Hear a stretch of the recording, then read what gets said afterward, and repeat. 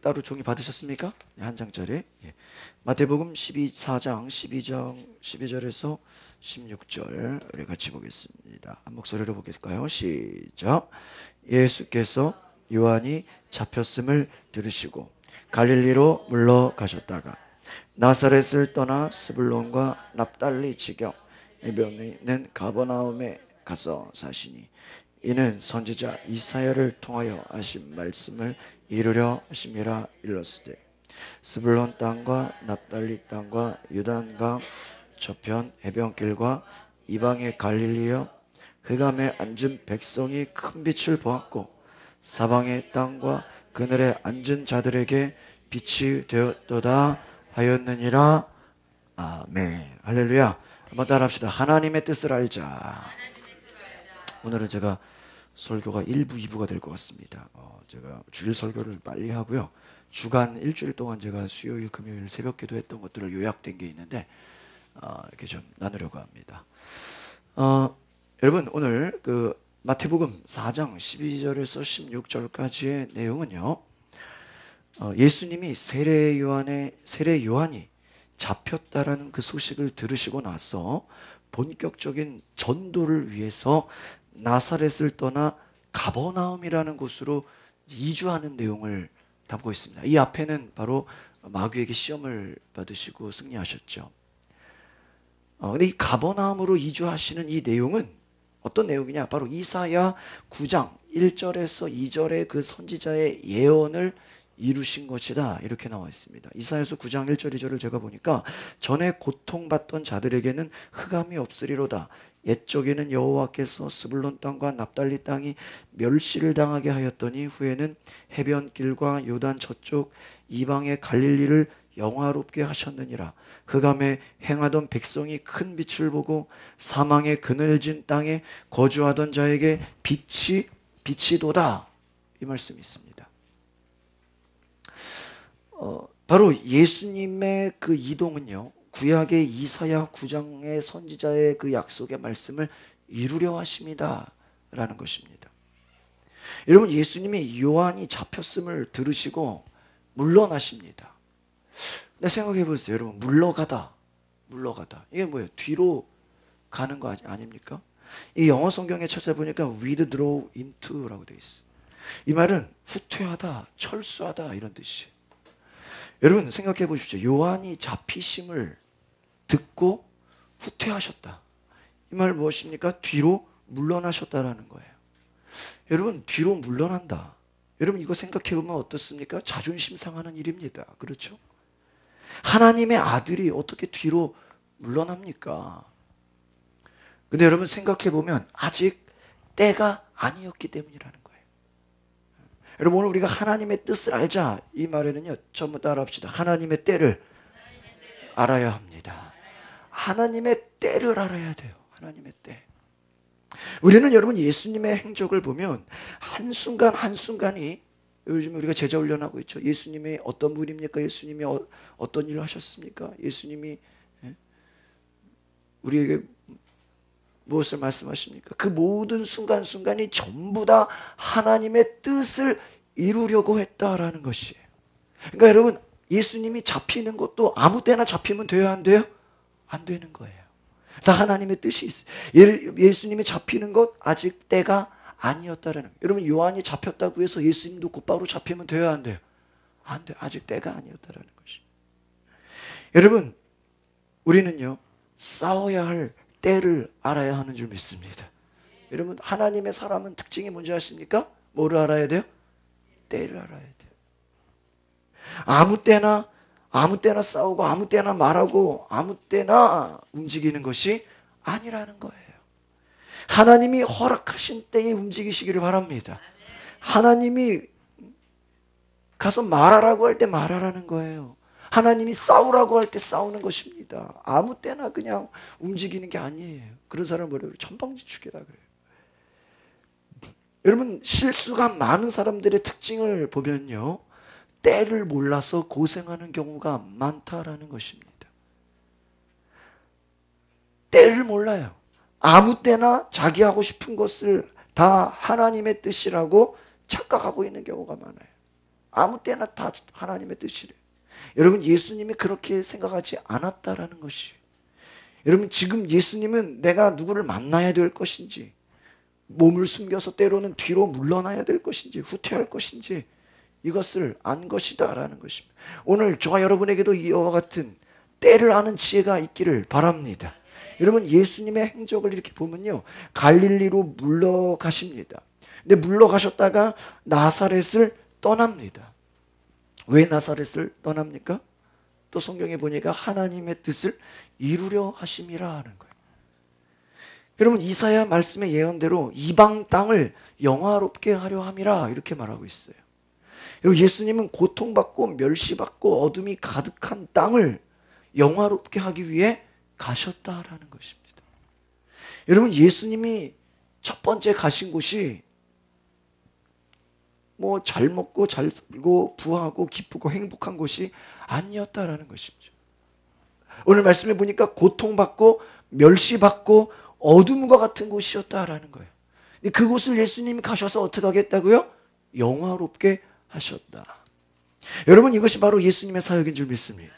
예수님이 뒤로 물러나신 것은 바로 어둠과 같은 어떤 곳이요? 고통받는 곳을 영화롭게 하려고 뒤로 물러나신 것이. 여러분, 오늘 우리도 이러한 곳을 찾아가야 할 줄 믿습니다. 여러분, 때로는 여러분 사람들에게 대접받기를 좋아하고 존경받고 영광받는 곳을 다 가고 싶죠.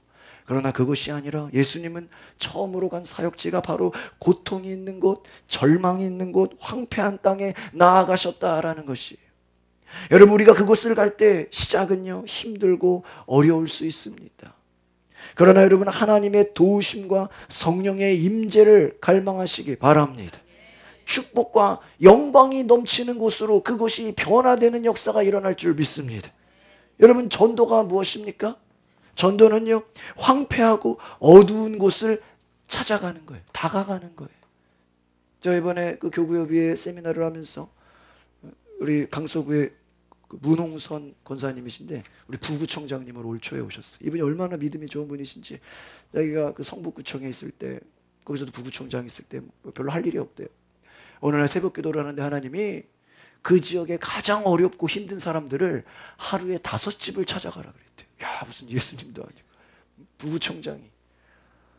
그래가지고요, 사회복지사, 뭐 비서, 기사, 뭐 선물을 가져가고, 뭐 이게 과일, 뭐 여러 가지를 챙겨서요, 하루에 가장 어렵고 힘든 집을요 5집을 찾아갔대요. 그래서 그 집을 찾아가면서 거기서 나오는 이야기들을 쓰고 그분들에게 꽃을 주니까요, 그렇게 좋아하더래요. 자기가 누구한테 꽃을 받은 적이 처음이다.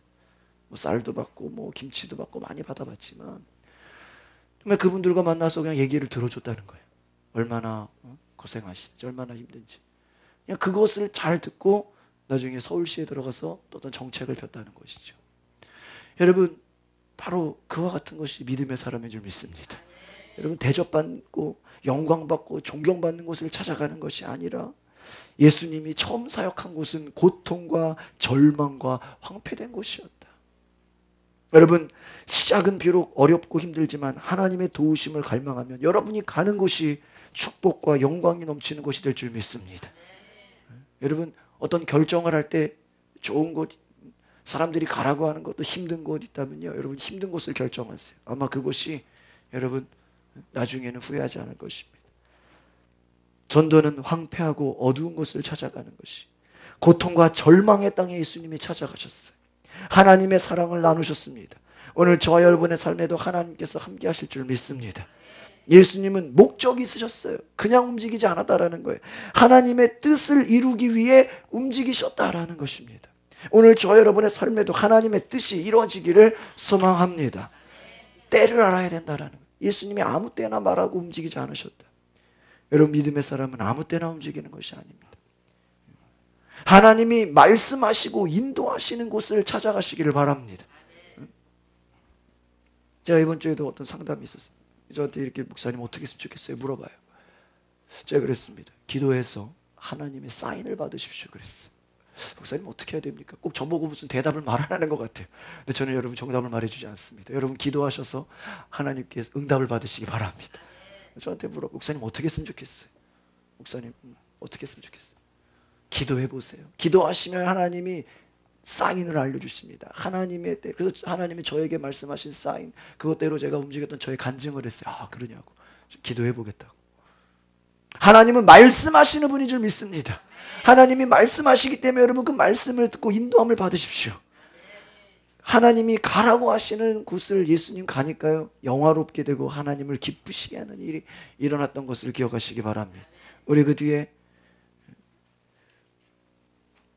마태복음 4장 14절, 우리 제가 한 장짜리 간지를 드렸죠. 14절부터 16절 세 절을 보겠습니다. 시작.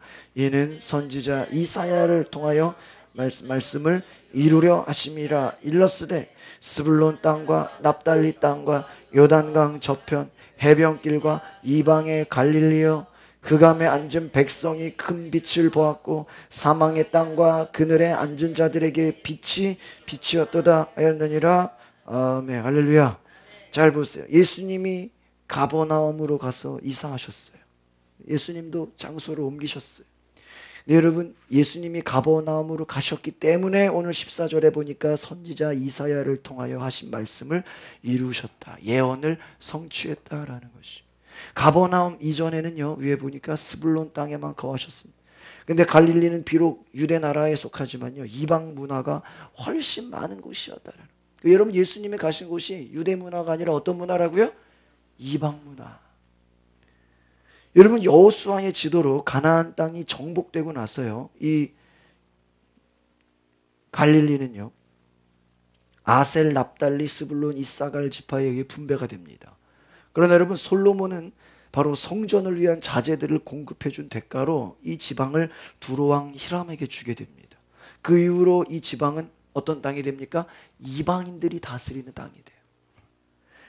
또한 아수르, 바벨론, 페르시아, 마게도니아 이방 나라들이 쳐들어와서 그곳을 또 근거지로 삼아요. 또 주둔합니다. 특히 아수르의 그러한 디글랏 빌레셀이라는 그 사람이요, 갈릴리와 납달리의 모든 지역을 점령해 버렸어요. 그러니까 갈릴리를 점령하고 나서요, 그 갈릴리에 사는 주민들을 아수르라는 곳으로 잡아갑니다. 그리고 아수르의 정책에 따라 그 지역에요, 갈릴리라는 곳에 이방인들이 이주하게 합니다. 그러니까 어떻게 되는 겁니까? 그 지역은 인종과 문화가 다 어떻게 되어 있어요? 혼합되어 있어요. 그래서 여러분, 이 갈릴리란 곳은 그 별명이 뭐였냐? 이방의 갈릴리다, 이런 얘기가 있었더라고요. 이방인들이 사는 이방 문화에. 그래서 이런 이방 지역의 대표 도시인 가버나움을 예수님이 바로 천국 선포의 중심지로 삼으셨다는 사실은 무엇이냐? 바로 예수님은 유대인뿐만 아니라 이방인들에게도 메시아가 되시는 것을 입증하기 위함이다라는 거예요. 그래서 이 마태복음 4장에 나오는 이 첫 번째 사역이 예수님은 이방인을 찾아가신 것이죠. 여러분, 그동안 영적인 흑암과 사망에 머물러 살던 이 지역에 백성의 빛이 되신 그리스도로 말미암아 이제 어떻게 됩니까? 생명과 구원을 얻게 되는 것이다라는 거예요. 여러분, 예수님이 유대인들의 문화가 아닌 이방인들의 대표 도시를 찾아가셨다. 이 말은 뭡니까? 아주 선교적인 의미가 있다라는 거예요. 여러분, 우리가 신학교에서 전도와 선교를 배울 때 그 차이가 뭔지 아십니까? 전도와 선교. 어제 지난주에 제 친구 우간다 선교사가 왔죠. 여러분, 선교와 전도의 차이가 뭔지 아십니까? 여러분과 익숙하지 않은 전혀 새로운 문화에 찾아가는 사람들에게 복음을 전하는 걸 뭐라 그럴까요? 선교라 그래요. 여러분과 같은 문화권에 있는 사람들에게 전하는 걸 뭐라 그래요? 전도라 그래요. 그러니까 여러분, 예수님은 처음부터 뭐 하시어요? 익숙하지 않은 전혀 다른 문화를 가진 사람들에게 찾아갔어요. 우리는 그것을 선교라고 말합니다. 나와 같은 문화의 가족, 친구, 이웃을 찾아가는 것은 전도라는 거예요. 여러분, 제가 군선교를 했습니다. 2년간. 그것은 선교라 그래요. 왜요? 민간인이 군인 지역에 가는 것은 선교인 것이죠. 여러분, 예수님이 유대 문화가 아닌 이방 문화에 찾아가셨다라는 거예요. 여러분, 여러분과 전혀 다른 문화에 전혀 공통점이 없는 생소한 사람들을 찾아갈 수 있는 은혜가 있기를 바랍니다. 예수님이 천국 복음을 전한 첫 번째 장소가 바로 어떤 지역이에요? 이방 지역을 찾아가셨다. 이것을 기억해야 돼요. 생소하고 낯설고 어려울 것이 이방 지역. 그러나 여러분, 그곳에 복음을 전하니까 어떤 일이 일어납니까? 바로 16절 말씀 다시 보겠습니다. 16절 시작. 흑암에 앉은 백성이 큰 빛을 보았고 사망의 땅과 그늘에 앉은 자들에게 빛이 빛이었도다. 할렐루야. 흑암에 앉은 백성이 뭐를 보았어요? 빛을 보았어요. 사망의 땅과 그늘이 뭐를 보았다고요? 빛을. 여러분은요, 환경을, 우리 믿는 사람들은요, 절대 환경을 보고 절망해서는 안 돼요. 목사님, 여기 완전 우상 숭배예요. 여기 완전히 하나님을 안 믿어요. 여러분이 가서 그곳을 어떻게 만들어야 돼요? 빛을 비추게 하시길 바랍니다. 완전 여기 그냥 분위기가 안 좋아요. 여기 완전 너무나 뭐 직장을 잘못 들어간 것 같아요. 뭐 학교를 잘못 간 것 같아요. 예수 믿는 사람 하나도 없어요. 여러분, 흑암에 앉은, 그늘에 앉은 그곳을 예수님이 찾아가서 빛이 되게, 여러분이 가셔서 그곳을 빛으로 만드시기 바랍니다. 이것이 복음의 역사다라는. 전혀 익숙하지 않은, 알지 못하는 다른 문화의 사람들이지만 그들에게도 뭐가 필요합니까? 복음이 필요한 줄 믿습니다. 복음이 필요해요. 이방 문화 속에 우상 숭배하는 자들에게 뭐가 필요합니까? 복음이 필요합니다. 오늘 저 여러분에게 이와 같은 선교적 사명이 새로워지기를 소망합니다. 우리 본문에 나와 있지 않지만 그 뒤에 마태복음 4장 17절에 보니까 예수께서 비로소 전파하여 이르시되 회개하라 천국이 가까이 왔나 하시니라. 예수님이 이방 지역에 가서 회개하라 천국이 가까이 왔다. 예수님은 요한과 같은 메시지를 전했습니다. 그러나 여기에 차이점이 있어요. 여러분, 세례 요한이 전한 회개와 예수님이 전한 회개에는 차이가 있습니다. 세례 요한은 그리스도를 오실 예비한 자입니다. 그렇기 때문에 무엇보다 회개를 강조했죠. 그러나 예수님은 자신이 그리스도가 되십니다. 그래서 사람들에게 천국을 강조하시는 거예요. 다른 말로 하면 세례 요한은요, 심판을 강조해요. 심판. 그러나 예수님은 구원을 강조한다는 것입니다. 복음은 세례 요한부터가 아니라 바로 예수님부터 시작되는 것임을 기억하시길 바랍니다.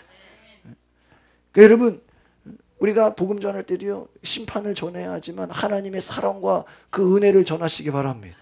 여러분, 요한의 설교만 가지고 복음이라고 말하지 않습니다. 그것은 왜 그럴까요? 예수님의 구원 선포를 위한 준비였다라는 거예요. 심판을 위한 그냥 선구적인 기능이었다라는 거예요. 세례 요한은 예비한 자, 준비된 자였습니다. 복음의 기쁜 소식은 구원을 주시는 하나님의 나라를 선포하신 예수님의 선포에서부터 시작되는 줄 믿습니다. 예수님부터 복음이 시작된다라는 거예요. 예수님은 기쁜 소식이었다라는 거예요. 그것을 변화시켰다라는 거예요. 그러니까 여러분, 예수님은, 세례 요한은 그냥 심판의 메시지를 전하고 세례 준 것밖에 없지만 예수님은 그곳을 가서 어떻게 하셨습니까? 예수 그리스도의 그 빛으로 변화시켰다. 예수님은 하나님 나라의 실상이다라는 것이. 너희가 나를 본 것은 아버지를 보았거늘. 예수님이 가는 곳마다 하나님의 나라가 되는 줄 믿습니다. 예수님은 하나님 나라의 왕이 되시는 거예요. 예수님이 계신 곳이 바로 하나님의 나라가 되는 줄 믿습니다. 제가 이번 주에 제자 훈련하면서 제가 중요한 얘기를 했어요. 여러분 연인 관계 그 사이에 누가 계셔야 돼요? 예수님이 계셔요. 여러분 부부 사이에 누가 계셔야 돼요? 예수님. 부모와 자녀 사이에 누가 계셔야 돼요? 예수님. 여러분 사장과 직원 사이에도 누가 계셔야 돼요? 여러분 에베소서에 보면요, 모든 여러분의 인간관계 사이에는 다 누가 계셔요?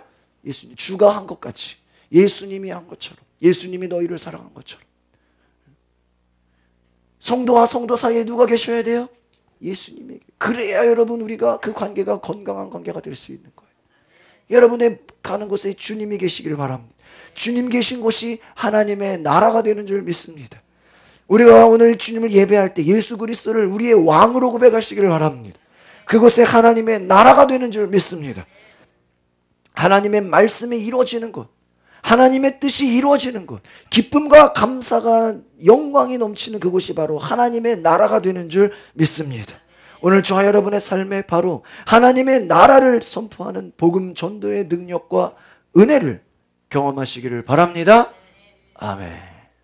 네, 이걸로 주일 설교가 끝났어. 2부로 이제 한 주 동안 제가 주간 설교 요약한 것들을 여러분 페이퍼에 좀 만들었는데, 네, 이제 주중 설교의 요약만 해드리고 마치겠습니다. 빨리 가겠습니다. 여러분 주간 설교에 제가 여러분 새벽기도와 수요일 금요일에 제가 말씀을 전하는데 빠진 분들이 많아서 여러분 자세한 것은 저희 교회 홈페이지에 들어가시면 영상으로 볼 수 있고요. 한 3가지 자손들에게 아름다운 믿음의 유산을 전수하라. 이번 한 주 동안 제가 아주 그냥 열심히 외쳤습니다.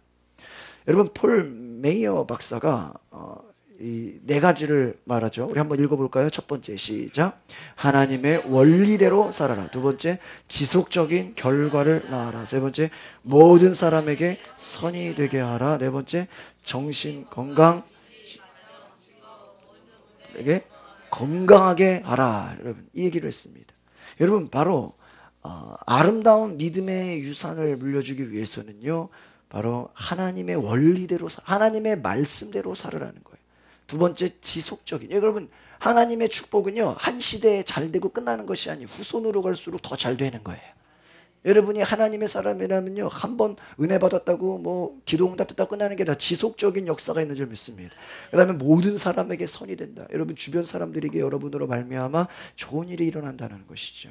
네 번째 정신건강, 지식, 감정, 즐거움 모든 부분에 건강하게 된다라는 것이. 여러분 예수님 믿으면 여러분의 삶의 모든 관계에 건강한 역사가 있는 줄 믿습니다. 바로 그것이. 여러분 우리는 주변 사람들에게 좋은 신앙의 유산을 물려줘야 됩니다. 여러분 한 사람이 신앙을 받은 걸로 끝나는 게 아니라 주변 사람들에게 영향을 주라는 거예요. 여러분 그것을 위해서 로버트 슐러 목사님이 이런 얘기했습니다. 낙관론에 무슨 자가 되라? 중독자가 되라. 무서운 말이죠. 이 낙관론은 뭐냐? 한번 읽어봅시다. 시작. 좋은 생각, 아름다운 생각, 희망, 열망, 믿음, 감사, 좋은 감정, 미래를 기대함, 부정적인 생각을 긍정적인 생각으로 바꿔. 이런 믿음의 사람들은 바로 이런 삶을 살아라는 거예요. 좋은 생각하시기를 바랍니다. 아름다운 생각하세요. 희망과 열망을 가지십시오. 믿음으로 감사하는 생활을 하시오. 여러분 감정도요, 미워하는 감정, 화나는 감정, 막 슬픈 감정보다 좋은 감정을 가지십시오. 미래를 여러분 암담하게 생각하지 마세요. 기대하시기 바랍니다. 여러분 부정적인 생각이 찾아올 때 그것을 긍정적인 생각으로 바꾸시기를 바랍니다. 우리 영재 이거 없어요? 있어요? 그래요. 못 봤어요. 그 다음에 이 폴 메이어라는 이분이 참 대단한 사람입니다. 여러분 이 폴 메이어는요 어떤 일자리에 원서를 접수했는데 그가 얼굴도 잘생기지 못하고 대학도 나오지 않았다는 거예요. 그래서 모든 회사에서 거절을 당합니다. 그러나 절대로 분노하거나 회사를 원망하지 않았어요. 거절당할 때마다 실망하지 않았습니다. 몇 번 만에 이 사람이 여러분 입사에 합격했는지 아십니까? 바로 57번째였다라는 거예요. 거의 한 50번 넘게 회사에서 거절을 당했어요. 처음 들어간 회사가 보험 세일즈였다는 영업사원. 근데 여러분 그곳에서 수습사원을 가지면서 가장 높은 자리에 올라갔다라는 것입니다. 거절을 당할 때마다 용기와 열심을 냈대요. 27살에 백만장자가 됩니다. 회사를 운영하면서 50%를 사회와 교회와 여러 곳에 기부했다는 것입니다. 하나님을 증거하는 기업가가 되었어요. 이 폴 메이어 박사가 가진 긍정적인 생각을 제가 이번 새벽에 나눴죠. 첫 번째가 무엇입니까? 열정이다. 폴 메이어는 열정이 있었다. 여러분 우리 교회 성도들은 열정이 있어야 되는 줄 믿습니다. 여러분 무엇을 하든지요 열정을 가지고 하십시오. 성공하는 사람들의 특징이 열정이 있다. 두 번째 무엇입니까? 두려움에서 해방이다. 여러분 두려움은 우리 인생의 장애물이에요. 여러분 인생에 수없는 두려움이 다가올 것입니다. 장애물이 다가올 거예요. 그러나 그것을 이기시기를 바랍니다. 이 폴 메이어는 세 번째 무엇을 하셨습니까? 높은 창의. 여러분 이 창의력은 누가 주시는 거예요? 하나님이 주신. 여러분 어떠한 여러분이 일을 맡았을지라도요 그곳에 새로운 창의력을 가지시기 바랍니다. 이 무서운 것이. 네 번째는 무엇입니까? 앞장서가는 기쁨. 앞장서. 여러분 앞장서 가라는 거예요. 기쁨을 가지라는 거예요. 여러분 선두주자가 되시길 바랍니다. 앞장서 가십시오. 뒤따라가지 마세요. 다섯 번째 무엇입니까? 잠재력을 사용했다라는 거예요. 이것은 무엇입니까? 하나님이 나에게 무한한 잠재력을 주셨다. 하나님이 나에게 여러분이 알지 못하는 무한한 능력을 주신 것을 기억하시길 바랍니다. 저와 여러분에게 알지 못하는 수없는 잠재력이 있어요. 우리는 그것을 써먹지도 못하고 있어요. 여섯 번째 시작. 무한한 기회를 즐겨라. 여러분 이 폴 메이어가 50번이나 넘게 회사에 떨어지면서요 대학도 나오지 않았어요. 아주 그냥 고생했어요. 그러나 모든 것을 기회로 즐겼다라는 거예요. 그 다음 우리 일곱 번째 볼까요? 시작. 사람들과 적극적으로 관계 맺어. 여러분 성공하는 사람들의 특징은 무엇입니까? 적극적이다라는 거예요. 여러분 누가 오기를 기다리는 게 아니에요. 먼저 다가가는 거예요. 적극적으로 찾아가서 여러분 사람들을 만나시기 바랍니다. 오늘 예수님이 이방 지역을 적극적으로 찾아가셨어요. 여덟 번째 같이 봅시다. 시작. 시간과 에너지의 효율성을. 여러분 실패하는 사람들의 특징은요, 시간을 낭비해요. 엉뚱한 데 시간을 쓰고 있죠. 여러분 시간 낭비하지 마시고 세월을 아끼시기를 바랍니다. 아홉 번째 봅시다. 시작. 성공이 또 다른 성공이 되게 하라. 여러분 이분은 장차 60대가 돼서 여러분 100개의 기업을 갖고 있습니다. 몇 개라고요? 여러분 회사 한두 개 운영하는 거 가지고 힘들다고 하면 안 돼요. 100개 정도는 하셔야 돼요. 한 번 성공하니까요, 그걸로 또 다른 성공이 계속 연당됐다는 거예요. 계속 이끌어왔다. 여러분 한 번 성공했다고 자만하지 마시고 계속 성공하시길 바랍니다. 열 번째 시작. 긍정의 마음으로 추진력이 있었다. 그러니까 여러분 어떤 일을 맡길 때 그것을 그냥 추진해 버리는 거예요. 그냥 밀어붙이는 거예요. 여러분 바로 믿음의 사람들은 두려움 없이 그냥 달려나가시기를 바랍니다. 이 비관론자의 특징을 제가 적어봤죠? 한번 같이 읽어볼까요? 비관론자, 낙관론자의 반대죠. 시작. 마음의 근심, 걱정, 두려움, 침체, 포기, 좌절, 우울, 절망, 충격, 안절부절, 자살. 여기 여러분 지금 아마 동그라미 치면 몇 개가 됩니까? 여러분 한 개도 없기를 바랍니다. 비관론자의 특징이 뭐라고요? 근심, 걱정, 두려움, 침체, 포기, 좌절, 우울, 절망, 충격, 안절부절, 자살. 제가 너무 중요해가지고요, 그냥 오늘 아침에 그냥 다 쳐버렸어요. 여러분 혹시 적는데 시간 걸릴까봐. 여러분 이거 공부하셔서 전도할 때 써먹으시기 바랍니다. 여러분 비관론자는 이렇다는 거예요. 믿음이 없으면 이렇게 돼요. 마귀 역사가 뭐예요? 우리를 이렇게 만드는 거예요. 생각에서 이미 실패하게 만드는 거예요. 두 번째, 여러분 따라합시다. 무슨 습관을 전수하라? 기도의 습관을 전수하라. 기도는 무엇입니까? 하나님과의 대화입니다. 기도하면요 열망이 생겨요. 기도하는 사람에게는 열정이 있습니다. 이 폴 메이어 박사가 자신이 나는 기도해야 되는 이유가 있다. 5가지를 얘기합니다. 자신이 기도하는 습관. 첫 번째 같이 볼까요? 시작. 자신의 능력의 한계를. 여러분 아무리 성공했어도 우리는 능력의 한계가 있어요. 건강의 한계, 언제 무슨 일이 당할지 모르는 모든 두려움, 질병, 뭐 세상 경제, 정치 다 한계가 있습니다. 여러분 우리는 한계가 있기 때문에 하나님께 뭐 해야 돼요? 기도해야 돼요. 여러분 아침에 뉴스 보니까 이번에 일본에 지진 나가지고 여러분 수십 명이 막 죽고요, 16만 명이 지금 도시를 떠나고 있대요. 야, 집을 버리고 그냥 떠나야 돼요. 여러분 참 저도 일본을 사랑하는데 마음이 아파요. 마음이 아파.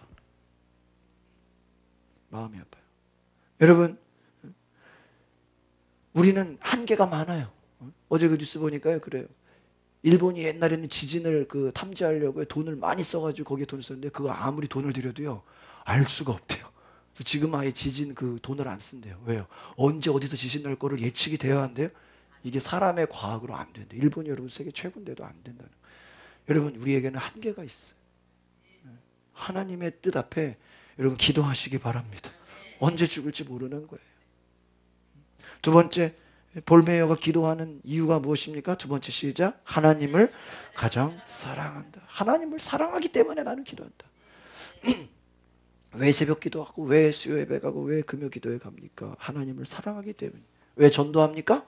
여러분 우리 신앙의 모든 이유는 다 뭐예요? 하나님을 사랑하기 때문에. 야, 뭐 교회 뭘 자주 가냐? 뭘 그렇게 맨날 가서 봉사하냐? 뭐라고 대답하면 돼요? 하나님을 사랑하기 때문에.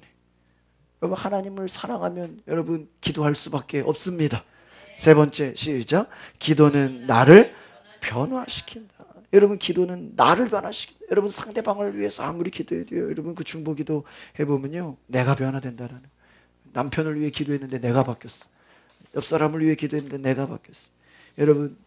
여러분을 핍박하는 사람들을 위해 기도했는데 여러분이 변화되는 역사가 일어난 줄 믿습니다.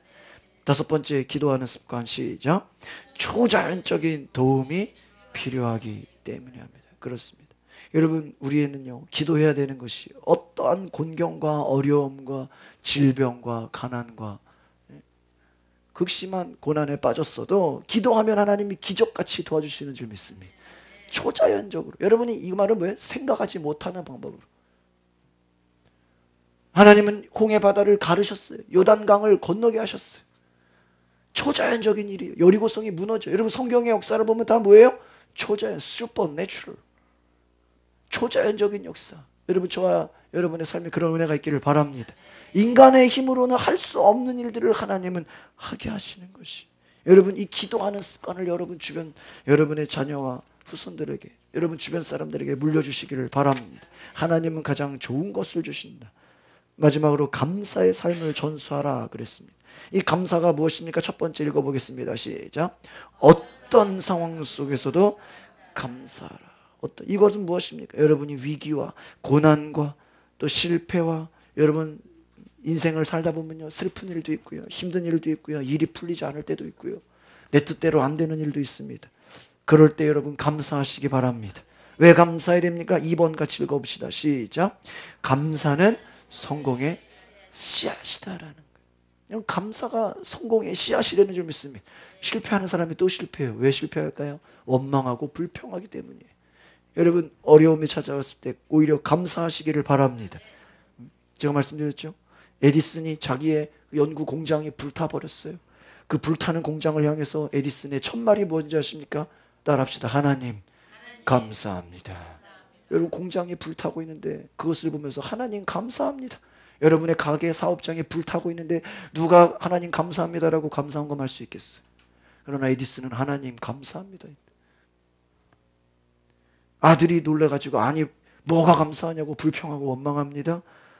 에디슨이 말합니다. 하나님께서 더 좋고 더 큰 공장을 주실 것을 나는 바라보고 있다. 할렐루야. 하나님이 더 좋고 더 큰 공장을 주셨을까요? 안 주셨을까요? 주셨다. 여러분 어떤 상황 속에서도 감사하시기를 바랍니다. 3번 같이 읽어봅시다. 시작. 감사는 하나님이 앞으로 하실 일에 대한 기대감입니다. 하나님이 하실 것을 믿으십시오. 그것이 감사의 고백이에요.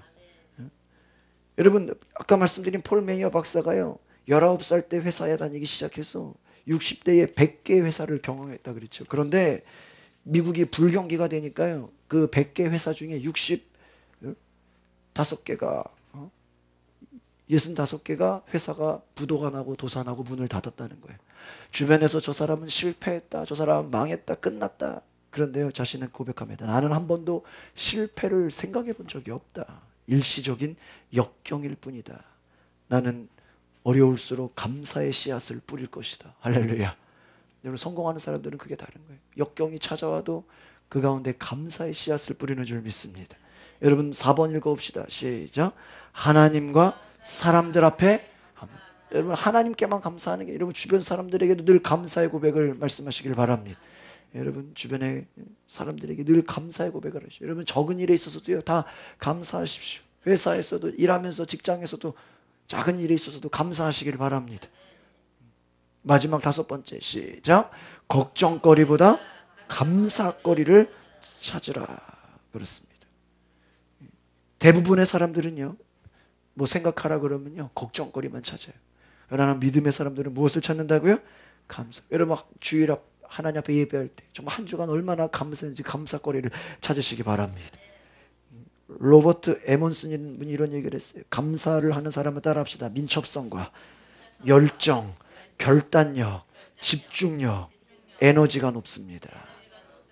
여러분 감사하는 사람은요 어떤 일이든지 빨리빨리 대처한다는 거예요. 위기를 만났을 때 두려워하지 않고 빨리빨리 대처한다는 거예요. 또 열정이 있고요 빨리 결단한다는 거예요. 집중력을 가지고 에너지가 높다는 것입니다. 오늘 이와 같은 저와 여러분의 신앙과 은혜를 주변 사람들에게 나누는 은혜가 있기를 바랍니다. 여러분 자녀들을 교육하십시오. 그리고 많은 사람들에게 여러분 믿음의 유산을 전수하시길 바랍니다. 기도하겠습니다. 거룩하신 하나님, 하나님 오늘 우리가 믿음으로 살아가게 하옵소서.